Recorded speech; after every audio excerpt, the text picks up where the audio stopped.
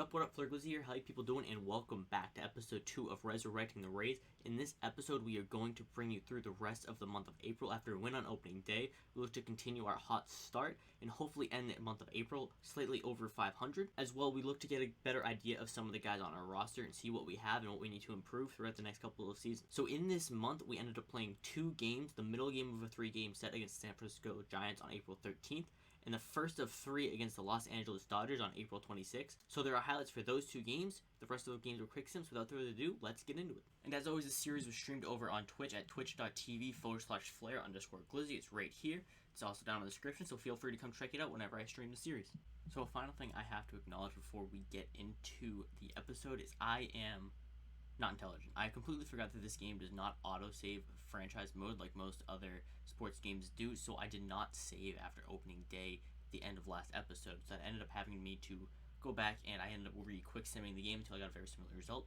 We ended up winning 4-3 instead of 4-2. Sonny Gray did not have a no bid into the 8th inning, but he still ended up going 7 strong with 1 earned run. So I was happy with that result. I did have to resim a couple times to get one I was close enough and happy with. So now let's finally get into the episode.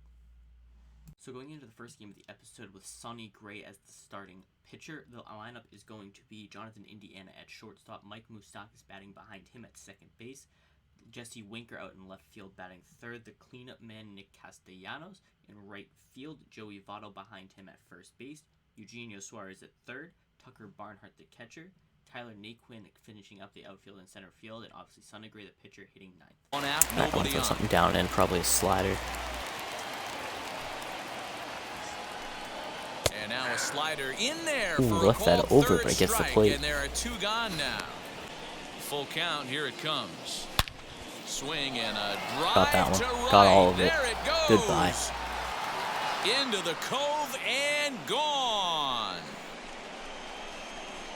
Hey, that's the price you pay right there when you try and sneak a fastball past this guy. Power hitter, and every power hitter in the league knows you got to start with the numero uno, number 1, man. Well, you don't see it all that often, but this might be a good time for a 3-2 change. If he can locate it, it's nearly impossible to hit. Got him. The slurve that time, and that'll be the first out of the inning. Step back right here. After 3 fastballs in a row, there is no chance he throws you a 4th. And the slider gets him swinging. Great slider. Every pitcher looks to get off to a... But this guy's locating, feeling really good about his fastball. 2 back-to-back. Getting a gap. Find a gap. That's a gap. That's a gapper. Field. He's through first and hustling for second. Grounded back up the middle. Up the middle. I'm not going to send him. Not going to send him. And they'll get it in quickly. Should have sent him.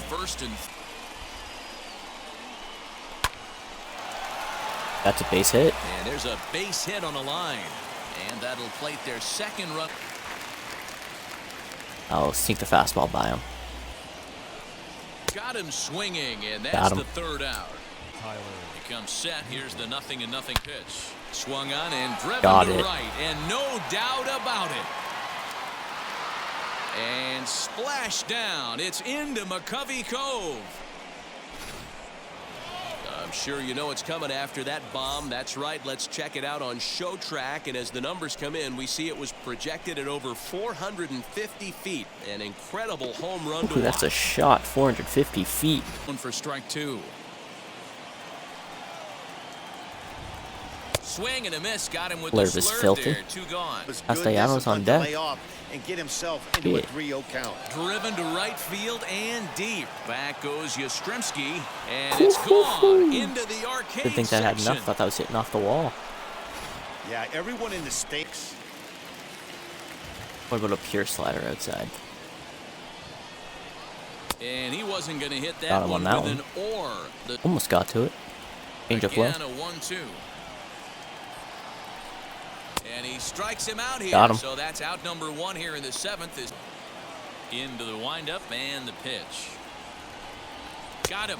So that's the 2nd out of the inning. And he's 7 outs away now. Buckled him. That's back. This is to left field and deep off the bat of crushed. Castellanos. Into the bleachers and gone. That was crushed. And on the line. 4 round trippers for plate, not using the quadrants. In the hitters meeting, they focused on this stuff. This one is smashed down the right field line. Gee. That's going to stay This. fair, and it's going to be back-to-back home runs. I'm not even power swinging. Fans are getting plenty. It's fine, and then throw one down and in. Here we go. Line to shortstop, and there's one Great away. play. Now the 2-1. Hit down the third baseline. Oh, and the no-hitter is erased here in the ninth. I like that one. But he lays off 1-2. Slider in. Great And he gets There we go. strike 3 called to end it here. Another great And with outing from that, Sonny Gray. this one is So a few minor changes to the lineup for the second game of the episode. Mike Freeman comes in to play shortstop for Jonathan India. Mike Moustakas is playing second base, hitting second again. Swap in the middle of the order with Castellanos moving down to third and Winker into the cleanup spot, both playing right and left field respectively. Votto remains at first base with Suarez behind him at third. Barnhart the catcher, Naquin the center fielder, and the pitcher for this game is Luis Castillo. swung on and hit deep to left center. Did I get it? This one Did I get has it a all? chance. Maybe? And this one Joey is gone. Votto, A let's home run. go.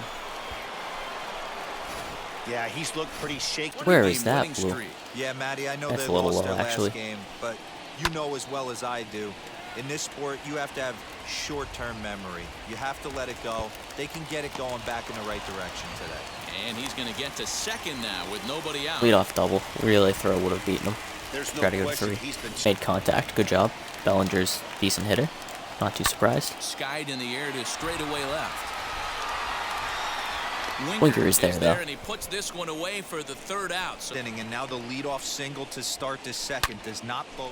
meanwhile, now this is a drive Oh, out the straightaway my. right field, and it's going to Oh, get out of here. my. A home run.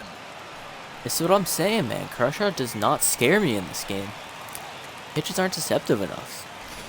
Fastball Great coming sinker. in, I can't imagine. Not only is he going to break a ton of bats today, but he's going to open up that down and away with the Changeup soft in there, stuff strike later 3. in the game. So You don't we usually got see him that looking there. strike 3 on Next change. one, see. When the pitcher on the mound's Climb establishing ladder, this kind go of 100. heater, you got to come off everything He went, else and he find went, a he way went. to get that Got him. bat head in the zone. High and deep to straightaway Crushed right. it. Right fielder looking up at the track, the wall. See you later. Over the wall, a home run. Hey, that's the price you... Good things tend to happen when you do that in these kinds of conditions. Shot down the line. It's a fair ball.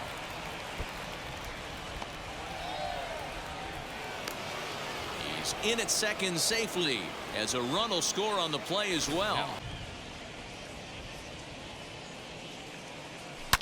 Hit hard up the middle. And that is through into center field, a base hit. And the runner scores from third Errors as cost they ya. extend there. But that gets the zone for a strike.